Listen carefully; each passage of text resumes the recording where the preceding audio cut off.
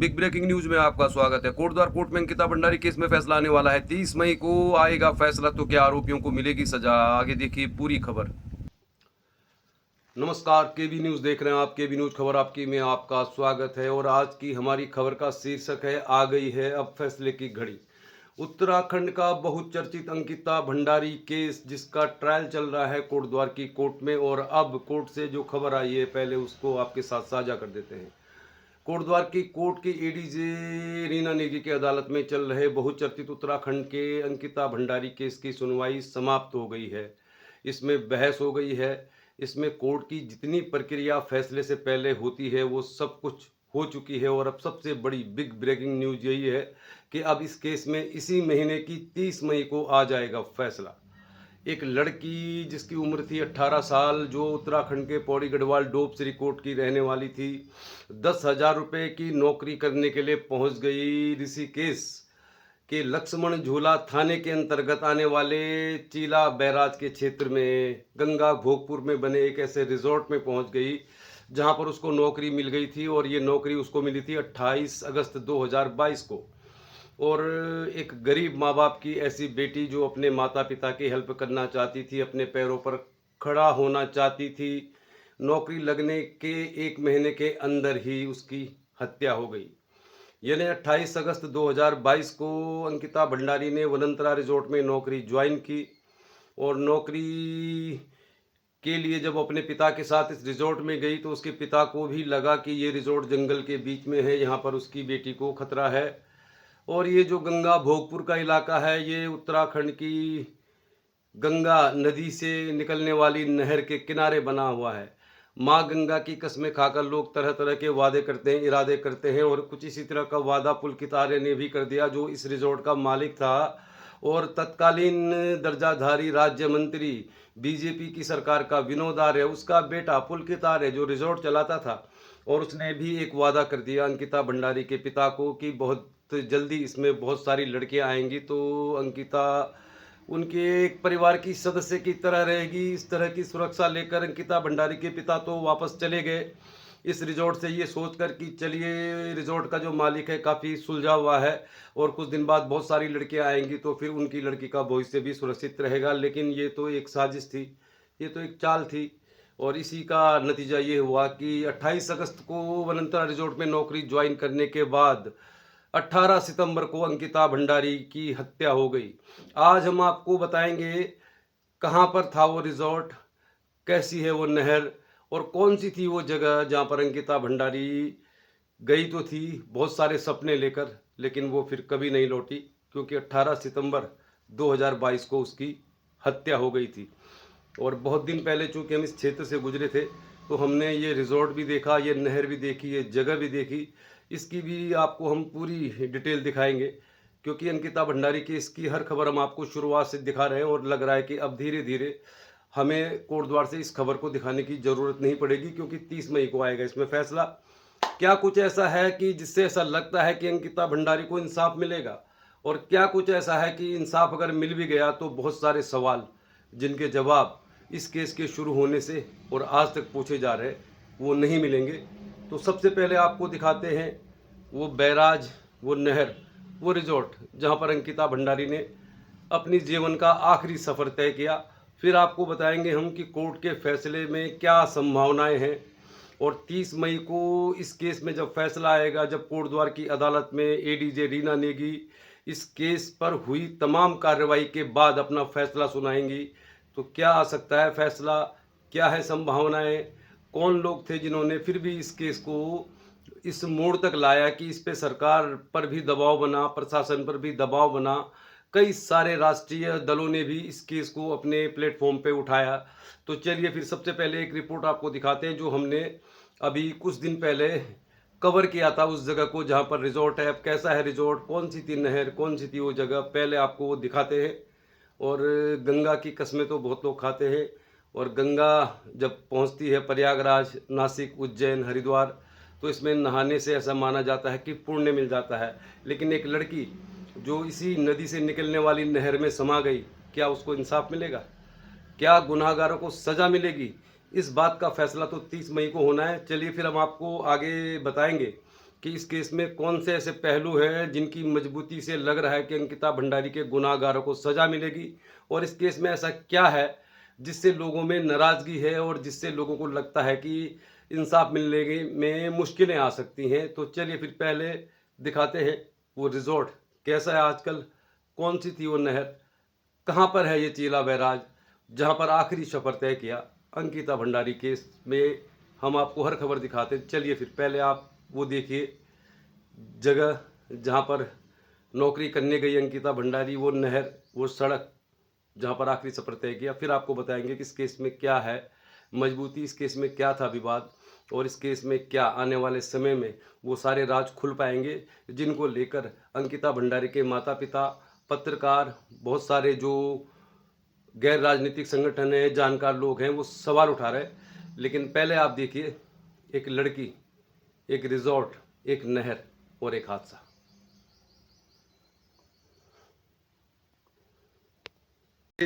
लक्ष्मण झूला थाने के अंतर्गत वनंतरा रिजॉर्ट में काम करने वाली अंकिता भंडारी का केस चल रहा है कोटद्वार में।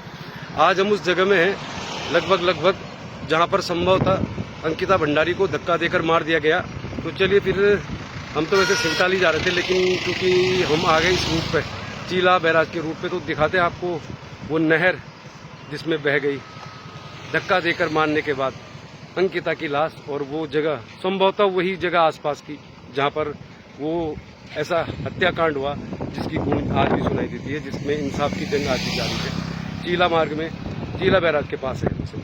तो ये है चीला बैराज, और इस चीला बैराज वाली सड़क पर ही निकले थे शाम को पुलकितार्य, शौर्य भास्कर, अंकित गुप्ता, और लगभग ये वही नहर है, वही जगह है, माफ कीजिए नहर तो है ये वो नहर है जिसमें काफ़ी दूर जाकर, लगभग घटनास्थल से 8 किलोमीटर दूर जाकर लास्ट में गोताखोरों ने अंकिता भंडारी की लाश को बरामद किया। ये वही सड़क है जिसमें आखिरी बार अंकिता भंडारी ने सफ़र तय किया, और उसके बाद फिर वो कभी दिखाई नहीं दी क्योंकि वो जिंदा नहीं थी। तो इस समय हम चीला बैराज के पास से आपको दिखा रहे हैं वो सड़क जिसके सीसीटीवी कैमरों में कैद हुआ वो घटनाक्रम, जिसमें 4 लोग आए, लेकिन जब वो वापस गए तो 3 ही थे। ये नहर वैसे तो बहुत सारे खेतों को सींचती है, हजारों लाखों एकड़ खेतों में इस नहर से सिंचाई होती है, और बिजली उत्पादन होने के बाद भी इस नहर का, इस गंगा का बहुत पानी जो है काम आता है लोगों के। लेकिन अंकिता भंडारी के लिए ये जो नहर थी, इसमें उसने मौत का सफ़र तय किया, और आज भी उसका जो केस है कोटद्वार कोर्ट में चल रहा है। तो ये वो सड़क है जिसमें संभवतः आखिरी बार आई होगी अंकिता भंडारी, और उसके बाद उसको न किसी ने देखा न किसी ने सुना। केबी न्यूज़ देख रहे हैं, हम आपको दिखा रहे हैं चीला बैराज, और चलिए फिर वो जगह भी दिखाने की कोशिश करेंगे जिस रिजॉर्ट में काम करती थी अंकिता भंडारी, अगर पॉसिबल हुआ। फिलहाल यही वो जगह है लगभग, क्योंकि यहाँ पर से ही 8 किलोमीटर की दूरी पर है पावर हाउस जहाँ पर मिली अंकिता भंडारी की लाश। दोनों जगह दिखा रहे हैं आपको। चलिए फिर, केबी न्यूज़ देख रहे हैं। तो ये वही सड़क है और ये वही नहर है जिसमें अपने आखिरी दिन, आखिरी शाम को अंकिता भंडारी ने मुश्किल से 14 या 13 मिनट का सफ़र तय किया। जाते हुए लगभग 5 किलोमीटर का सफ़र तय किया, और लौटते हुए मुश्किल से 8 किलोमीटर का सफ़र तय किया। बस फ़र्क इतना है कि जाते समय उसकी उम्मीदें जिंदा थी, उसके सपने जिंदा थे, और जब वो लौट कर आई तो फिर वो जिंदा नहीं थी। और 8 किलोमीटर की दूरी तय करने के बाद उसकी लाश को प्राप्त किया एनडीआरएफ की टीम ने। चलिए फिर, आज हम जा रहे थे सिंगटाली, तो हमने रास्ते में जब देखा कि चीला बैराज आया तो फिर याद आया अंकिता भंडारी केस। यही वो बियावान जगह है जहाँ पे रिजॉर्ट बना था, ये इसका रास्ता है। और रास्ता कहाँ से शुरू होता है वो भी दिखाएंगे, और फिर आपको दिखाते हैं आज के दिन कैसा है वो रिजॉर्ट जिसमें सपने लेकर आई एक ऐसी लड़की जो फिर कभी नहीं लौटी, न अपने घर न इस रिजॉर्ट में। फिर वो रास्ता दिखाते हैं आपको जो जाता है उस रिजॉर्ट की तरफ, जो अब तो खैर चालू हालत में नहीं है, लेकिन कहाँ पर था वो रिजॉर्ट वनंतरा, उसका इंट्रेंस दिखाते हैं आपको। तो ये नहर है जहाँ से हमने आपको बैराज दिखाया, जहाँ से वो लाश आई, और उस रिजॉर्ट के पास से भी वो लाश निकल गई, जिसका रास्ता ये है।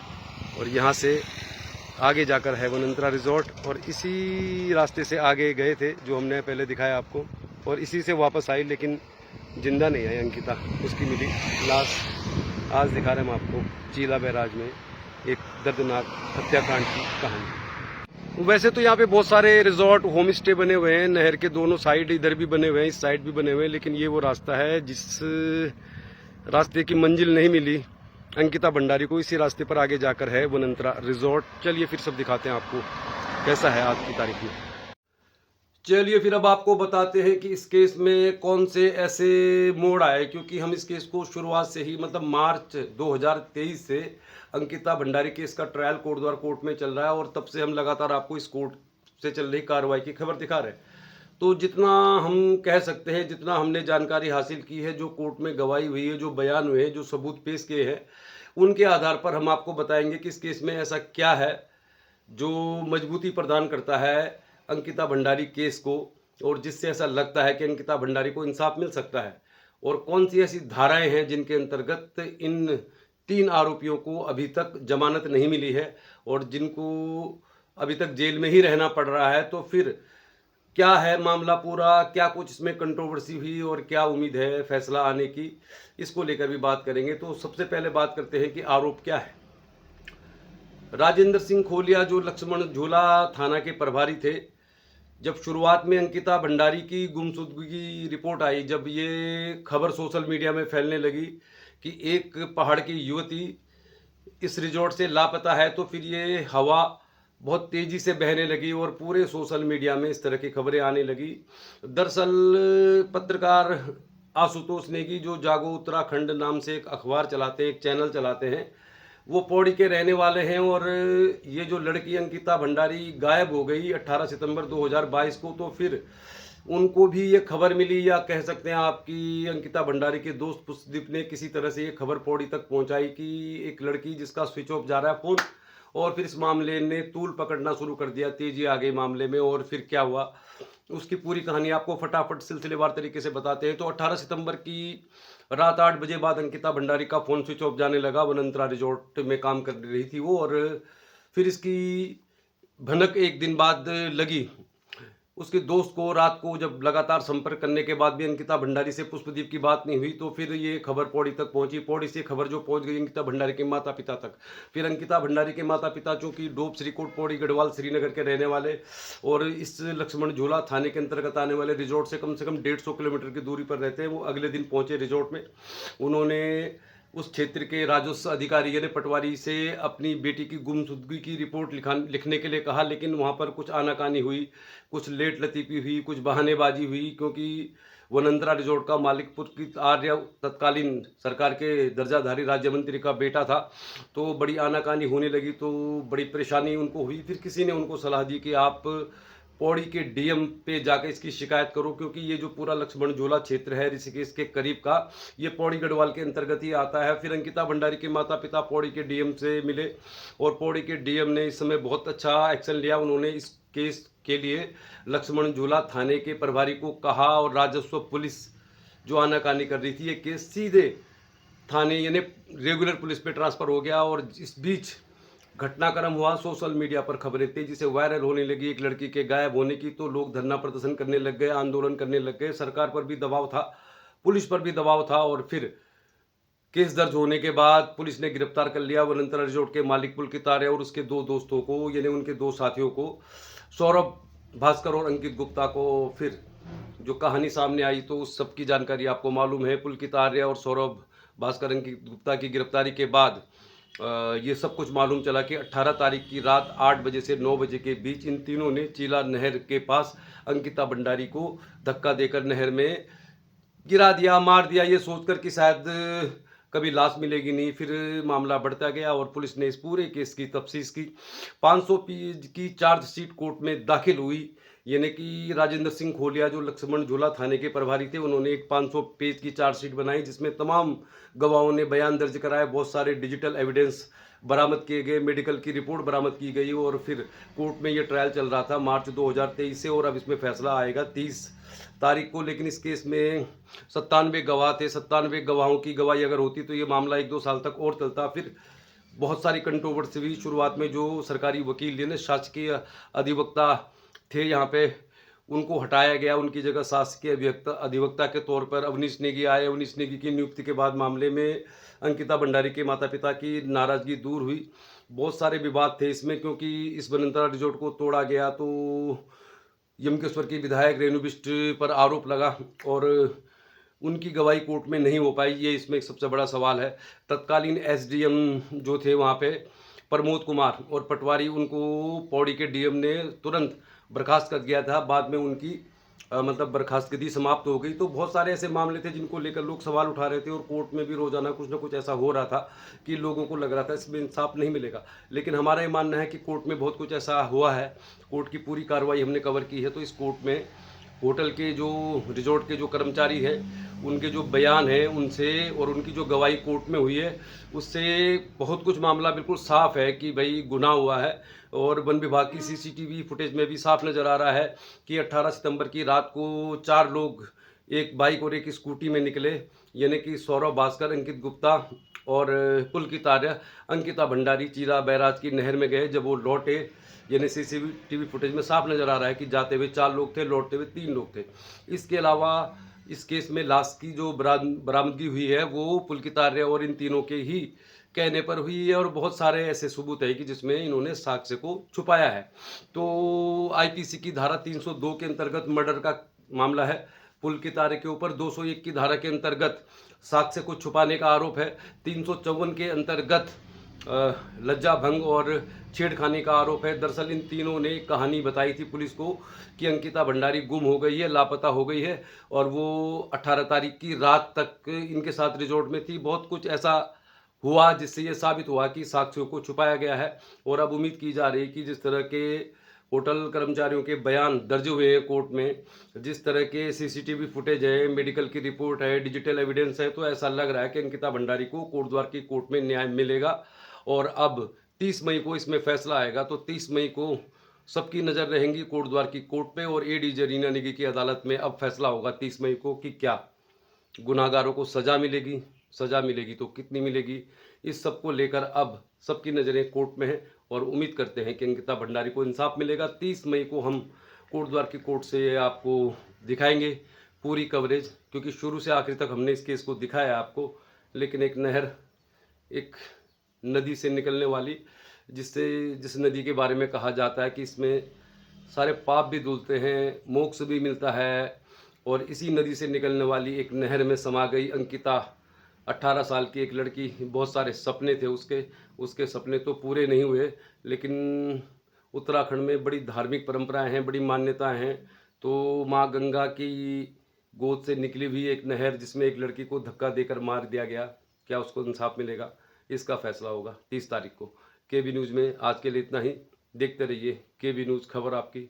बाकी जानकारी इस केस से जुड़ी हुई 30 मई को आपके साथ शेयर करेंगे। नमस्कार।